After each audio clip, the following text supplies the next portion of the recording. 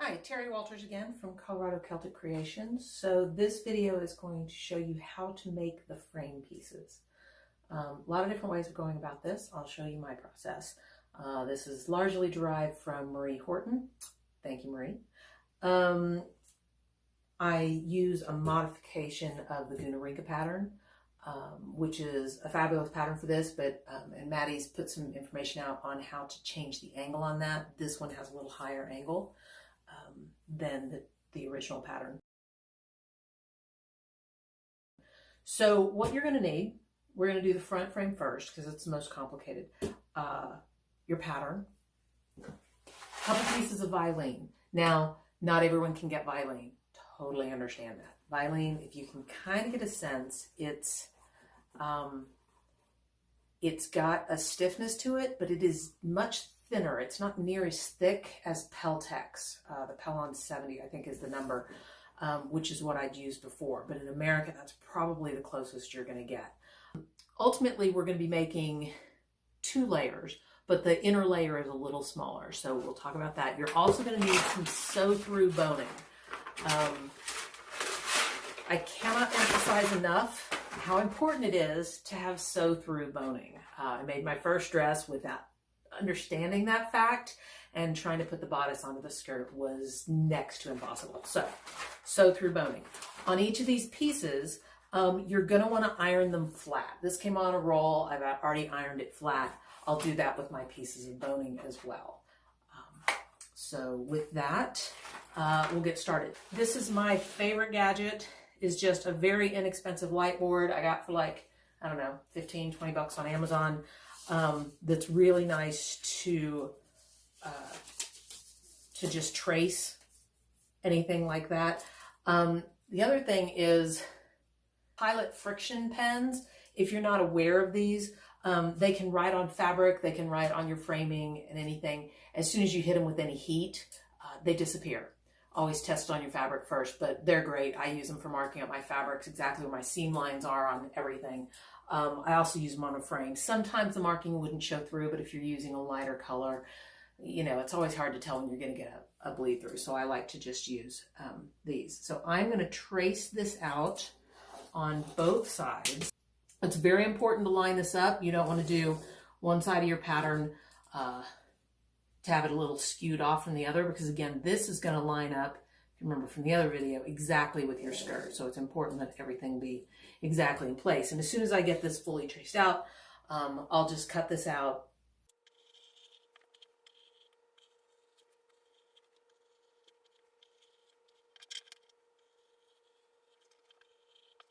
Okay, so now we're going to use the first piece to just kind of trace the second one. When you're designing your frame, the top is important. I don't like to bring it down into too much of a V, although that's where the skirt's going to be, because there is some structure that's involved along here, and you'll see where we're going to put the boning. The inside piece is going to be the front piece, but not the part that folds. If you want, on these lines, the fold lines, you can score those to just make them a little easier to fold, so you make sure that they're folding in the exact right place. Any kind of dull metal will do, and then that just folds very easily. So I'll do that, and then the inside, but you don't want the doubling to go all the way into this. It's just too thick and unwieldy, especially if you're trying to fold it over. So the inside piece will basically look like this, only I bring it in about 1/4 of an inch so it doesn't interfere with that fold. So again, we're just going to trace this quickly and mark exactly where that fold is, so you've got a line, and then we're going to, when we cut it, we will actually cut it in just a smidge from that. Like I said, I typically make that about 1/4 of an inch. And so just in case the fronts aren't identical, you might want to just kind of mark where your front is on that, so you know which direction. Okay, so that I marked where the lines are there. So we're going to want to cut that about 1/4 inch from that line. So I don't even need to mark it, I can just cut along the cut line there. The same over here. There's my...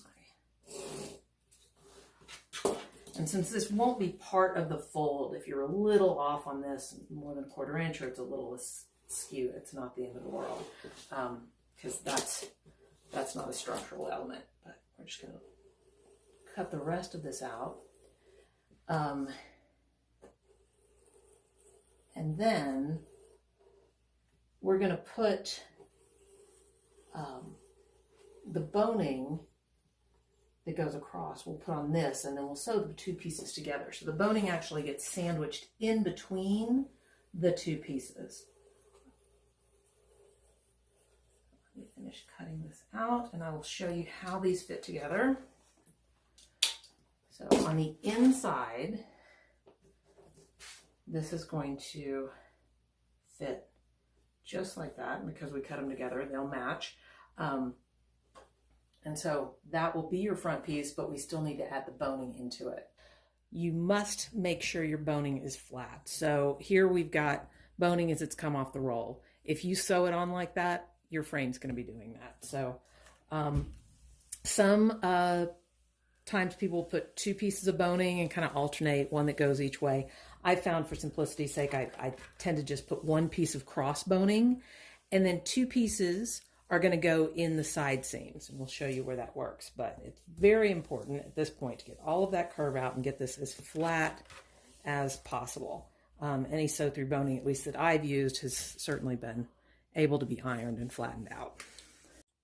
All right, so let's look at how you put together the frame. First off, the boning. So if you look at the length of the width of the frame, you want the boning to be able to go fully straight across.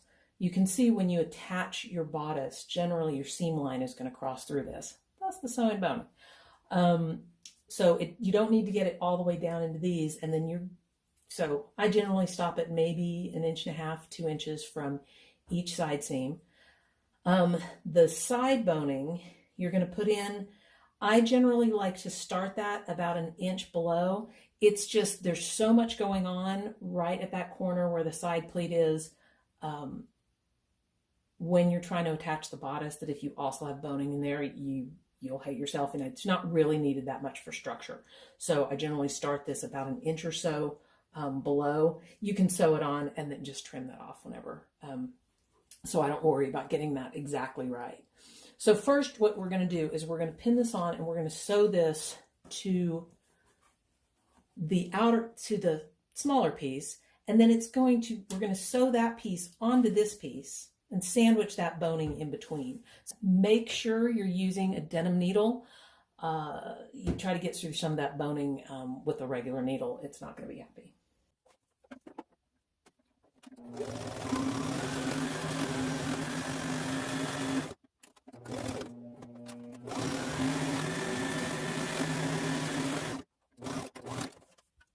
Okay, so you can see it's just a simple straight stitch up and back on the boning.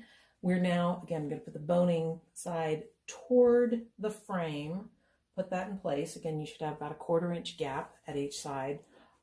All we're going to do is pin that and do, again, a straight simple stitch around the edge to get one solid piece.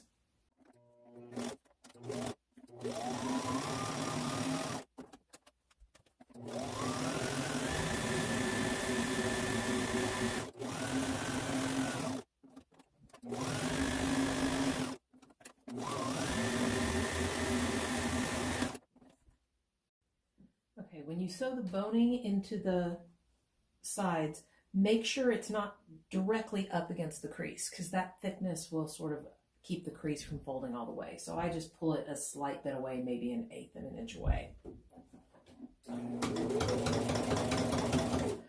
You also want to make sure you have enough room behind your sewing machine, because you're going to have a fairly stiff frame pulling out that direction. So if you can pull your table away from the wall or whatever you need, I just find sometimes you start running into restrictions with the frame being on the back side. So this is the front piece, and it just has a single layer here, but you'll notice it's quite rigid and can handle the weight of most any skirt with the 2 pieces of boning. You can stop the boning a little higher as well if you don't, like if you're serging around the trim when you put the fabric on it. Sometimes it's nice to have that a little shorter. So all we need to do is cover this in fabric, but I'm going to wait and do that until I finish my back piece. All right, now we're going to move on to the back skirt frame. You can do this with the same material. You can do it with a Vilene and just do a single layer. I've done quite a few dresses that way. If you're having to go to the Peltex, I just find that's really stiff and hard to work with. Vilene is a little on the stiff side. So thanks to the guidance from some folks here on this site, I've moved recently to kind of a hybrid model, which has the Vilene in the kick pleat that gives the stiffener, because really in the back where you need the stiffness is to hold the back of that kick pleat up and make sure that moves around the body. But then once you get into where the zipper is, you don't want that to be particularly stiff, or you can have some trouble with the way the skirt lays in the very back. So what I've got here is an upholstery weight fabric. There's a number of ways of doing this, but I've used a thick cotton twill, like very thick, or an upholstery weight fabric for the bulk of this. So I'm going to do that. I'm going to cut out 2 pieces. I've got 2 layers folded here. So I'm going to cut out the 2 pieces for the full frame, and then we'll cut out the portion that we're going to do out of the Vilene. So those are for my frame. I've got 2 pieces of Vilene that I have ironed flat, and we're going to put those down and trace a portion. So here's the pattern that I cut these out from. And what we're going to do is take it, you know, this is actually 2 pieces of paper that are taped together, but we're going to take it almost back to where that paper is, but just this portion. So when it's in the kick pleat from the back, you've got some of that coming around the side, but then what curves around the body and goes into the back in the skirt, you don't have all that density. So I'm just going to take those out. I don't know, some people may have an idea of like a perfect width. I haven't been at this long enough. You don't want it too short past the kick pleat. So let's see, what am I doing? Maybe about 3.5 inches past the pleat here, as just a random amount there. Okay, so, and again on this, you're going to want to draw the line where the kick pleat is and score that up front. That's just going to help you get that a little to fold much more cleanly. Okay, so we have our 2 pieces here. So to create one of these pieces, we're going to lay this over this, and those should line up exactly because you've cut them from the same thing. Now, the question is, how do you connect those?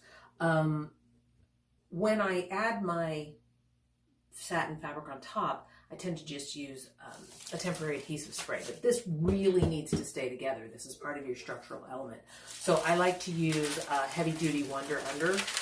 You can just, you know, copy that out from a piece of paper. You iron it onto, I ironed it onto this piece, pull the paper, put it onto this, and seal that and iron that together. So the instructions are on Wonder Under, but again, I use that to connect this to this, and then you're going to end up having a piece that looks like this and is able to fold like that, and you're able to cover that and make your back frame piece. All right, so we have our 3 frame pieces. We have our 2 pieces in the back, and you can see that's nice and secure together. I tend to fold it in over that. You see where it was scored before is really helpful. Once you've fused it and ironed it on, then that's already, you know exactly where your fold mark is. This part's pretty flimsy. Remember, it's going to get a couple more layers of fabric on it that'll add a little bit of heft to it. You can always go a little thicker. If you use a fusible adhesive to add your fabric, that'll add even a little bit more thickness if you feel it's a little too light. If you go with a full like Vilene or Peltex in the back, try to leave as much of the extra Wonder Unders or whatever off of it, because that'll just add that much more thickness. It's hard to deal with. Okay, so the under part of my skirt is this matte gold satin, so I don't cut it anything, you know, nothing fancy, just eyeball something that's going to cover both sides of it. And then I put spray adhesive on both sides of the piece and kind of just stick it in there, sandwich it between the pieces, and use my erasable pen that'll go away as soon as I iron it. Outline it so I know exactly where the outline is, which is important when you get to the thinner part. And then I just take it to my serger and cut and serge at the same time. The only thing is I'll notch it a little bit where where the notch at the top of the piece is to get it through the serger. I'll show you that in a second.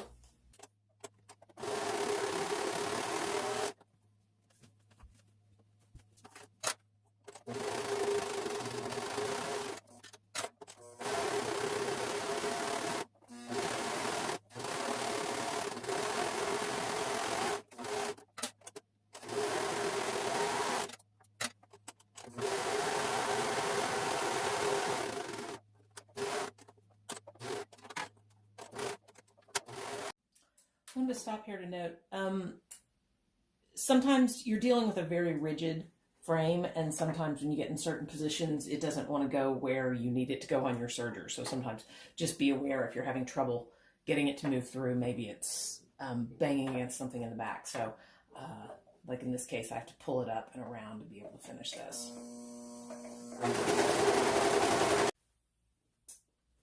Okay, so here we are, finished serging around the edges. I also like to just run a straight stitch, a couple of them down the middle of the frames, just free form, about a third of the way in, just to make sure everything's held together really well. You will notice that even though this had a thinner embroidery fabric or upholstery fabric inside of it, once you've got the satin on and stitched, it adds a little bit more heft, and for me that's enough of a frame in the back. Your front is quite rigid. So again, you're going to fold that. If you want to see how to put these together, that's in my the other video that I've already done.